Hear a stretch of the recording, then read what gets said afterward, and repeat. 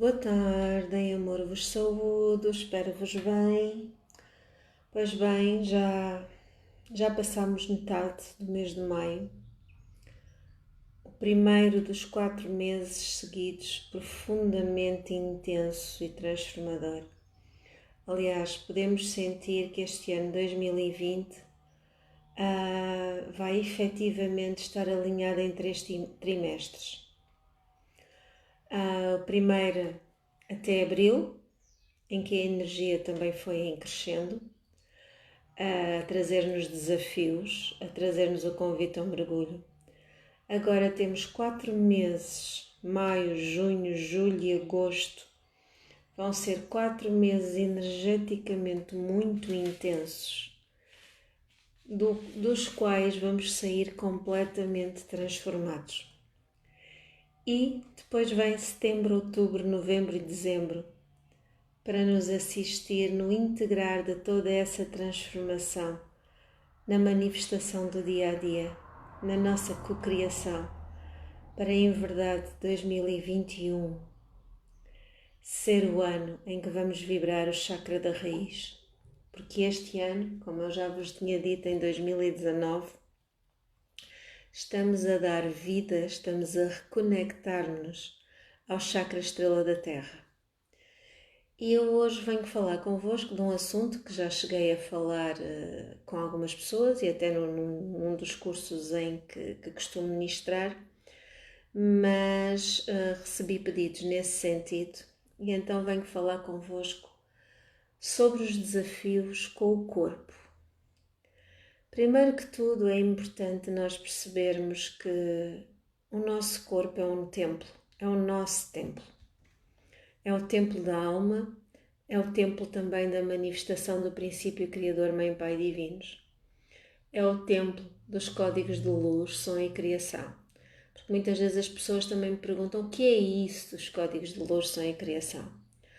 Para além de toda a energia que nós recebemos do divino, que nós recebemos do cosmos, que nós recebemos dos planetas que nos envolvem, que nós recebemos das galáxias, do universo, dos cometas, dos meteoritos, de tudo o que está sempre a interagir connosco, não nos podemos esquecer que nós vivemos numa enorme nave espacial, não é? O planeta Terra desloca-se a uma velocidade de milhares de quilómetros por segundo, ou milhares de quilómetros por minuto, nem sei, mas é de verificar na sua trajetória diária.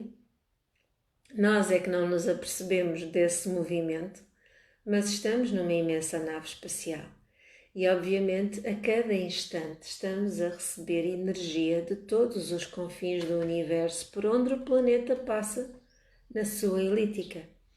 E não só o planeta, porque o planeta está no sistema solar, o próprio sistema solar tem o seu movimento e no seu movimento vai passando por zonas do universo onde nunca chegou a passar, ou já passou há tanto tempo que nem sequer a humanidade tinha registro disso no seu código, ou na sua memória.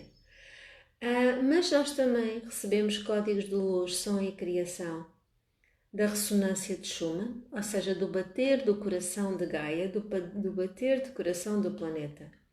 E também temos códigos de luz, som e criação que estão inscritos no nosso ADN. E eu volto a lembrar, que já falei nisso muitas vezes, nós conhecemos ou estamos familiarizados com 2 hélices do ADN. Mas são muitas mais. Aliás, há quem já refira mais, mas vamos ficar nas 12, está bem? Porque assim eu sinto referir agora nas 12 hélices do ADN do corpo cristalino do homem luminous, e cada uma dessas hélices está alinhada com um dos 12 chakras principais, e um principal e que neste momento estão a ser reconhecidos em nós na sua vibração pentadimensional. E eu aqui lembro também e aproveito para vos dizer que os nossos chakras não bloqueiam. A nossa consciência do chakra é que bloqueia. Okay? Está tudo ao nível da mente. Somos nós que criamos os distúrbios energéticos.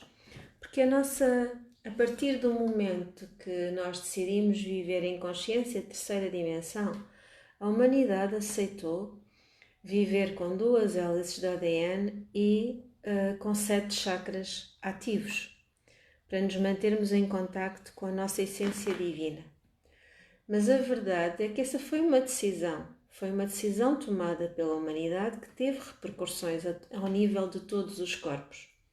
Quando nós assumimos a responsabilidade e a vontade de ascendermos energeticamente, os bloqueios começam a ser tirados, os bloqueios que nós criamos com a mente, porque em verdade nós somos seres divinos e não há como sê-lo de outra forma, certo? E isto para vos explicar também o que é que são os códigos de luz, som e criação. Nós no nosso ADN, mesmo nas 2 hélices que ainda temos, que sempre tivemos, nessas 2 hélices, nós também temos o acesso, também temos a chave ao despertar das restantes 10, ao alinhar-nos com as restantes 10, prefazendo as 12. E toda essa informação, todo esse código divino que está em nós, porque cada um dos cromossomas, cada um dos filamentos, cada um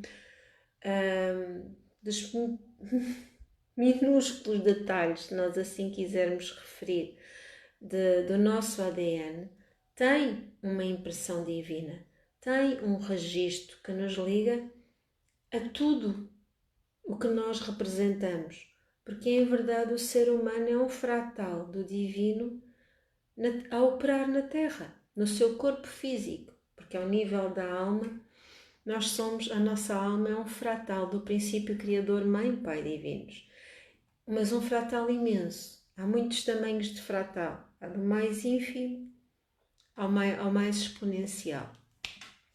E espero que consigam compreender agora melhor o que é os códigos de luz, som e criação.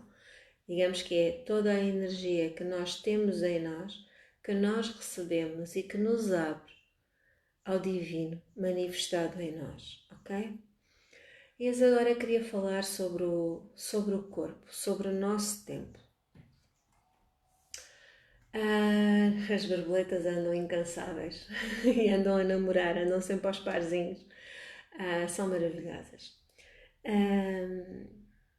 Nos últimos séculos, o ser humano desligou-se completamente do cuidado consigo mesmo. Deixou de considerar o seu corpo um templo. Aliás, passou inclusivamente de uma existência de muito mais anos para viver 20, 30 anos, máximo 40 na Idade Média, por exemplo. A nossa esperança de vida, a partir de determinada altura, decaiu imenso, imenso, imenso, imenso. E tudo isso cumpriu um propósito, obviamente. Porque lá está, com uma esperança de vida mais curta, também levava a que pudéssemos ter mais experiências, que pudéssemos experimentar mais profundamente todas as nuances do que é estar no planeta, neste planeta escola, a vibrar em terceira dimensão. Mas a verdade é que nos últimos anos, principalmente, se antes desrespeitávamos o nosso corpo por outros motivos, porque nos expunhamos a situações tremendas, porque andávamos sempre em guerra, seja por que for, porque éramos por demais aventureiros e quisemos descobrir tudo e mais alguma coisa. A partir de determinada altura começámos a desrespeitar o nosso corpo, o nosso templo, principalmente através daquilo que ingerimos com os alimentos. E se nós formos nos aperceber, isso teve sempre origens economicistas por trás, não é? Os interesses económicos são muito mais fortes, ou têm sido muito mais fortes, do que o que pode ser saudável ou não ser saudável. Aliás, se vocês ligarem a televisão, que é uma coisa que eu ligo muito pouco, principalmente quando não são desenhos animados, porque aqui em casa basicamente só se vê desenhos animados, mas se ligarem a televisão não se vê anúncios a alimentos saudáveis. Não há anúncios a dar a conhecer a beterraba, ou a dar a conhecer a courgette, ou a dar a conhecer os brócolos, não é? Há anúncios para tudo, principalmente de alimentos altamente processados, carregados com doses enormes de açúcar e de sal. E porquê é que a maior parte de todos os alimentos, mesmo que não tenham nada a ver com açúcar, se vocês forem ler os rótulos, eles têm açúcar na sua composição? Porque está provado cientificamente que tanto o açúcar quanto o sal, mas ainda mais o açúcar, criam dependência profunda, são uma droga para o organismo. E a pessoa entra em habituação. E quem quer vender muito, obviamente vai adicionar esses componentes nos alimentos para causar vício, para que as pessoas tenham mais dificuldade em prescindir daquele alimento. E se vocês forem ver o pão embalado, processado, não estou a dizer o pão de padaria, obviamente, se forem ler os rótulos, eu não vou referir qualquer marca, também, obviamente, não é?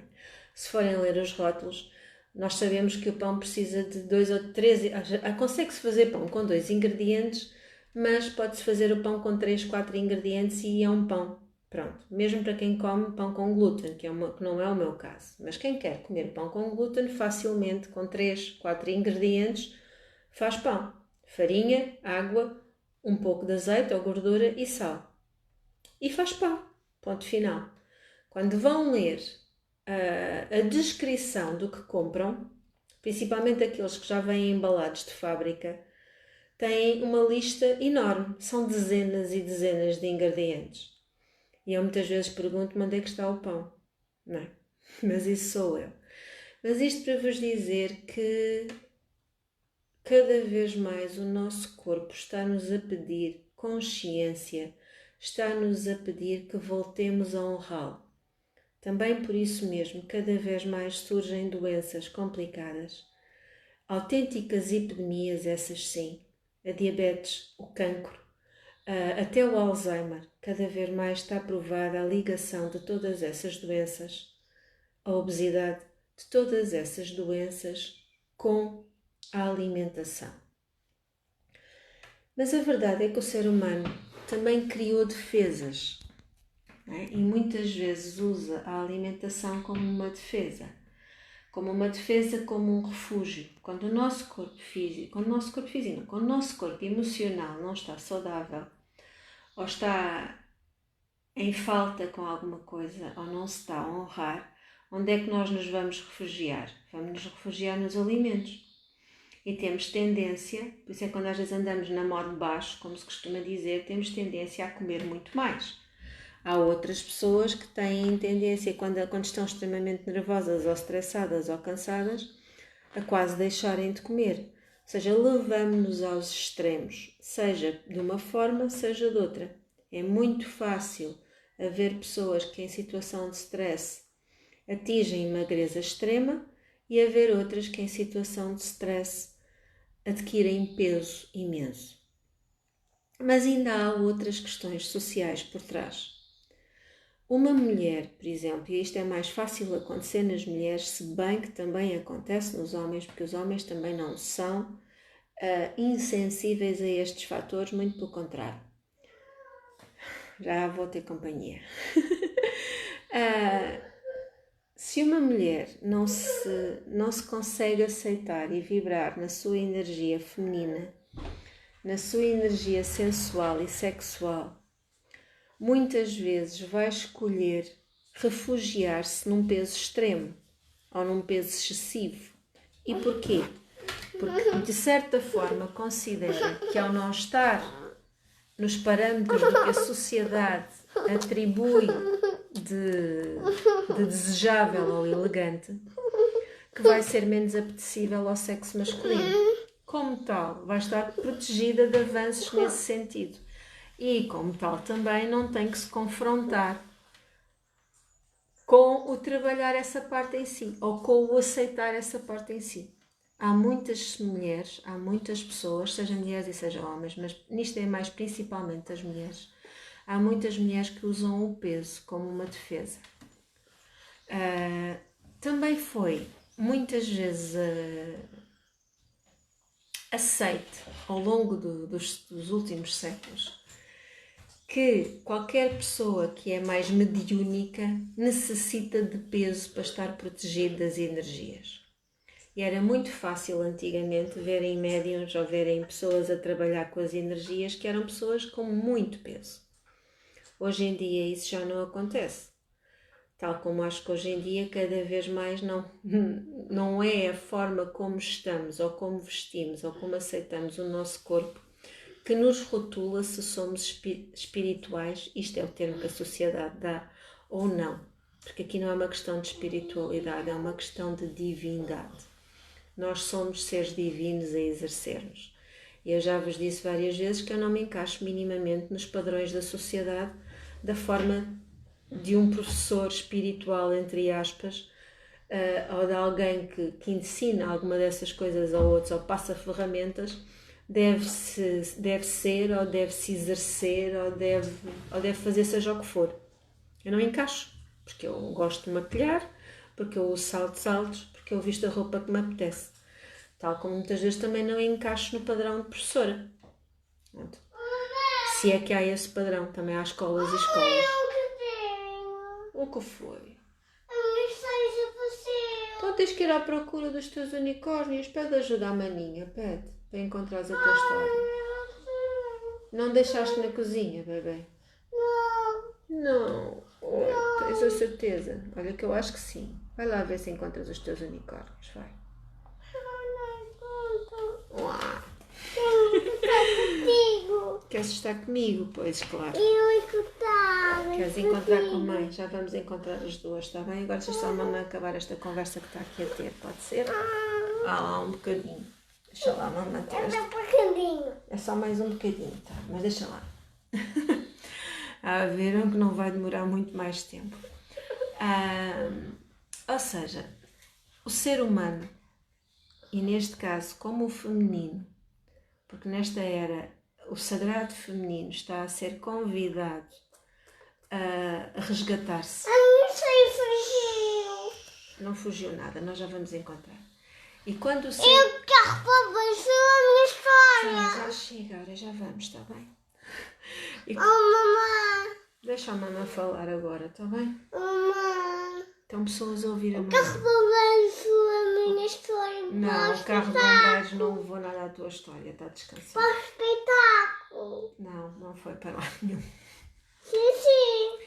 Antes de querem ver, não sei se vou poder continuar muito mais tempo. Vamos lá ver se eu consigo. Que alguém a ajude. Anda lá. Estava-vos então a dizer que agora com o resgate do sagrado feminino e à medida que a mulher se vai empoderando e se vai permitindo viver curas profundas ao nível de todos os seus corpos, corpo físico, corpo emocional, corpo mental e também corpo espiritual, porque o nosso corpo espiritual, pega aqui na menina, se favor, vai ajudá-la a descobrir os unicórnios, que no nosso corpo espiritual está obviamente as memórias que estão codificadas com o nosso eu superior para a vivência neste plano, e obviamente que ao fazermos o resgate do divino feminino em nós, do sagrado feminino em nós, vamos promover curas profundas nos nossos variados corpos. Daí, cada vez mais, as pessoas estarem-se a aceitar de outra forma e questões que antes não lhe diziam nada ou que passavam completamente ao lado, estão agora cada vez mais prementes.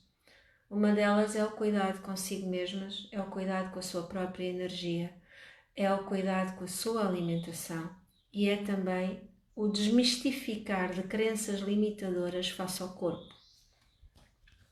E eu posso-vos dizer algumas das crenças que eu fui confrontada ao longo dos anos.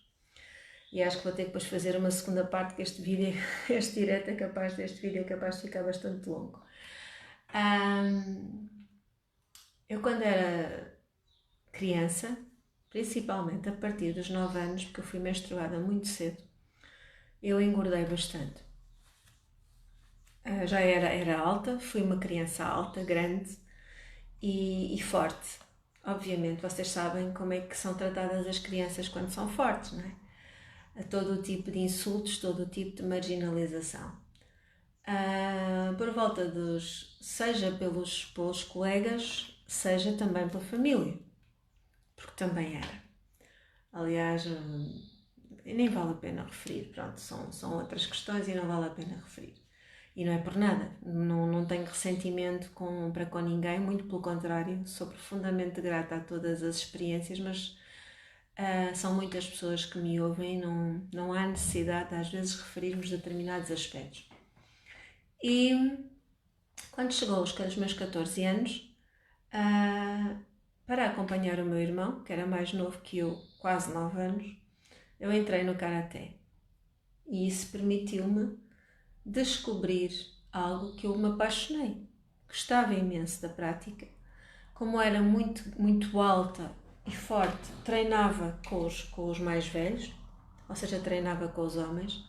Tinha um treino extremamente duro e ao final de um ano, nem isso, já tinha perdido 14 quilos.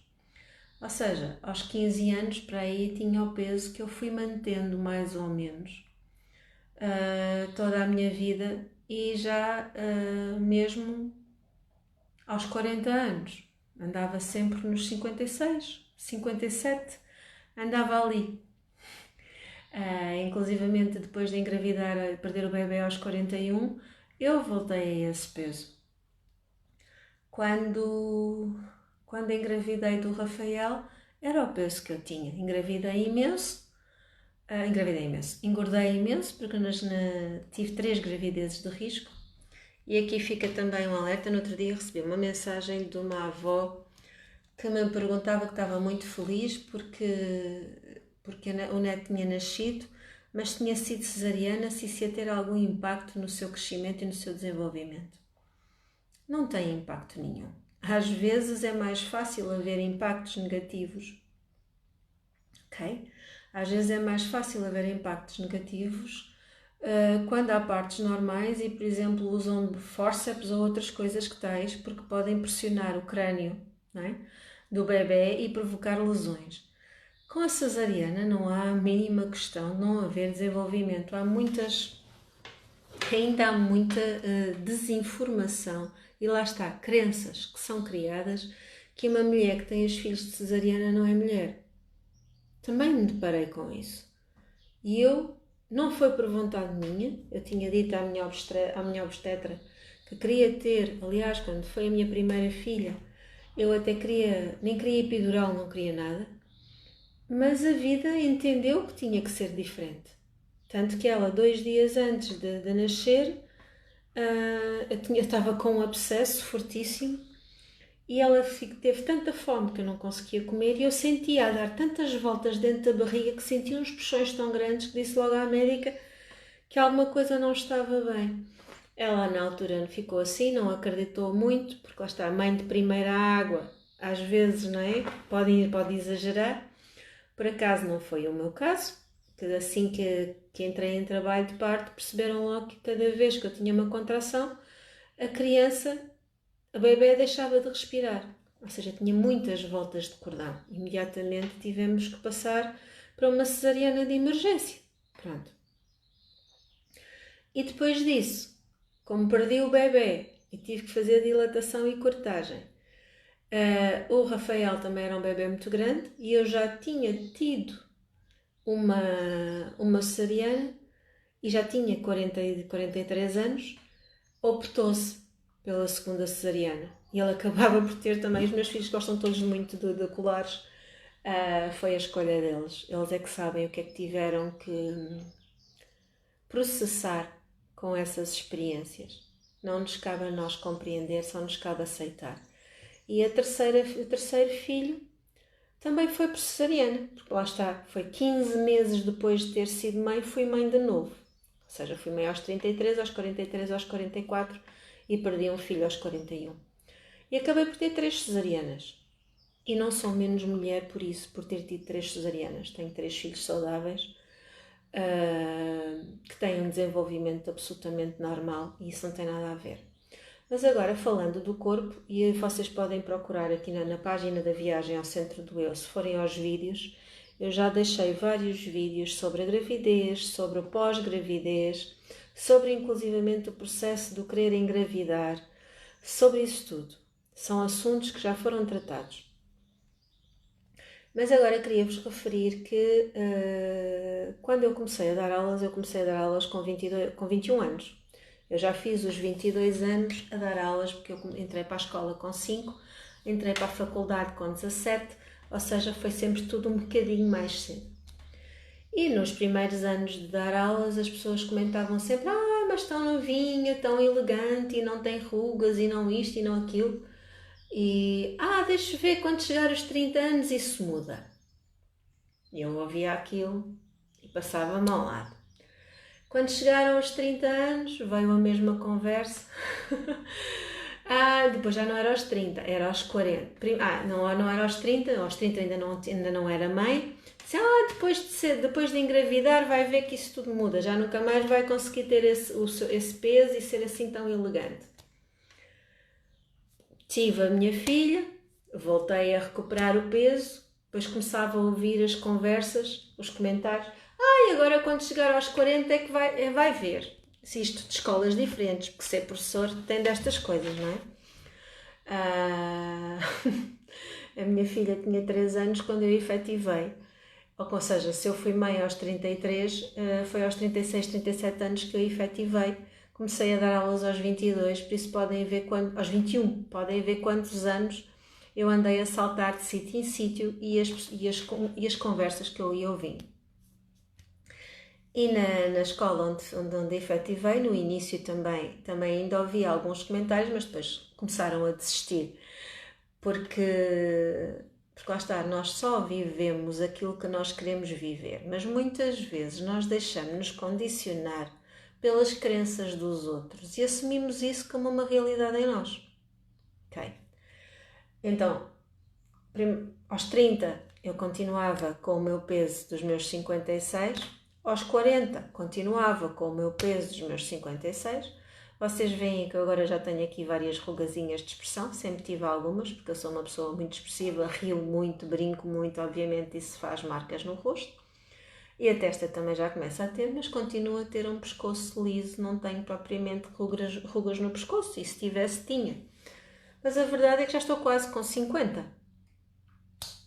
Faço este ano 48. E com as 2 gravidezes que tive seguidas, também havia quem dizia: agora é que tu não vais conseguir emagrecer mais. Mas eu emagreci. Posso-vos dizer que o ano passado emagreci, voltei ao meu peso, não foi completamente original ou normal, mas muito próximo disso. Só que o ano passado, por exemplo, para mim foi um ano extremamente cansativo. Quando os meninos começaram os 2 na escola, foi um ano letivo inteiro de adaptação à escola e de doenças consecutivas. Apanhavam todos os vírus, apanharam tudo e mais alguma coisa. Lá está, o criarem as imunidades. E isto a trabalhar, né? E passar as noites acordada, todas as noites, dormir 2 horas por noite, sistematicamente, e estar a trabalhar, tanto na escola como a assistir-vos, resultou num cansaço imenso. E eu fiz aquilo que vos estava a falar. Refugiei-me na alimentação muitas vezes. Obviamente engordei e já no início deste ano, já estávamos em confinamento, comecei a olhar para mim, comecei a olhar para o meu peso e comecei a dizer: não, vais cá retirar todas essas coisas, não é por estás quase com 50 anos que não há de recuperar a tua forma física como tiver que ser. E aqui eu deixo-vos uma sugestão. Nós não temos, quando queremos recuperar a nossa forma física ou quando queremos recuperar o nosso bem-estar, as pessoas têm tendência a dizer que têm que emagrecer ou que têm que engordar. Sempre que nós nos referimos nesse ponto de vista, estamos a pressupor que estamos ao contrário. Ou seja, quem tem que emagrecer é porque está gordo, ou seja, vai alimentar a energia do medo de estar gordo, não é? E quem tem que engordar é porque também não gosta do peso que tem e então vê-se como excessivamente magro. O que é que isso faz? Essa forma de nos afirmarmos e nós pelas palavras criamos a nossa realidade. Isso faz com que vamos co-criar novamente essa realidade em nós. Por isso é que há tantas pessoas quando passam a vida a fazer dietas, quando acabam as dietas voltam ao peso anterior. Porquê? Porque dentro delas continuam a alimentar a crença do excesso de peso. Então como é que nós vamos aprender a manifestar o peso perfeito? Porque é isso que nós temos que nos convencer. Eu, hoje em dia, não sei qual é que é o meu peso perfeito. Estou a descobrir. Posso dizer que esta semana passada não perdi peso, porque também estive com o período e obviamente deixei o corpo estar. Mas na semana anterior, numa semana, comecei a manifestar o meu peso perfeito, perdi 3 quilos numa semana. Para quem já não perdia peso há não sei quanto tempo, precisei de receber aquele clique, de perceber aquele clique, calma lá, Ana. Esta não é a forma como tu te sentes bem. Alguma coisa precisas de mudar. E cuidados que eu antes tinha com a minha alimentação, que sou sincera, o ano passado, com o cansaço, aos poucos fui deixando de ter esses cuidados. Por exemplo, eu já não comia carne há muitos anos, raramente comia peixe, não comia alimentos com glúten e com o cansaço voltei a introduzir desses alimentos. E principalmente o glúten é um daqueles que mexe muito comigo, a todos os níveis. Fico inchada, fico mal disposta, sinto o corpo pesado, a própria pele muda completamente. E nós às vezes basta retirarmos pequenas coisas que vão ter impacto imenso. É como as pessoas com a lactose. Há muitas pessoas que não têm a mínima noção de que são intolerantes à lactose. E bebem leite de vaca e comem manteiga e fazem tudo o que lhes apetece e depois o organismo reage como? Inchando. Se nós estamos a ingerir o alimento que para nós é considerado, que o nosso organismo reconhece como sendo um veneno, o organismo vai se defender. E regra geral, nas intolerâncias alimentares, essa defesa manifesta-se no aumento de peso. A lactose e o glúten são 2 desses alimentos. Que mesmo aquelas pessoas que não têm intolerância decidirem retirar, também não lhes faz mal nenhum. Porque em verdade está mais que provado que todas as farinhas brancas e todos os alimentos brancos são profundamente nocivos ao nosso organismo. O arroz branco, então há pessoas que ainda gostam mais de comprar o branqueado ainda por cima. O arroz não é branco na sua origem. Para ele ficar branco, passa por processos de branqueamento. E se nós quisermos pensar um bocadinho, como é que nós branqueamos a roupa? Okay? Eu nem preciso de acrescentar mais nada, não é? As próprias farinhas, na sua origem, elas não são brancas. Para elas serem branqueadas, vai-lhes ser retirado basicamente todos os nutrientes. Ou seja, quando formos ingerir aquilo, já é um produto altamente processado, não tem nada a ver com o original. E mais uma vez, como é que são branqueadas as coisas? É só pensar um bocadinho, não é? Então, se nós começarmos a respeitar o nosso organismo e formos, mesmo que não queiram deixar de comer trigo, por exemplo, ao menos tentem usar o trigo no seu grão mais puro, se bem que infelizmente não é infelizmente, porque isso é o ego a falar. Quando nós achamos que alguma coisa é infelizmente, já estamos a deixar que o nosso emocional e a nossa avaliação interfira. E em verdade nada é infelizmente.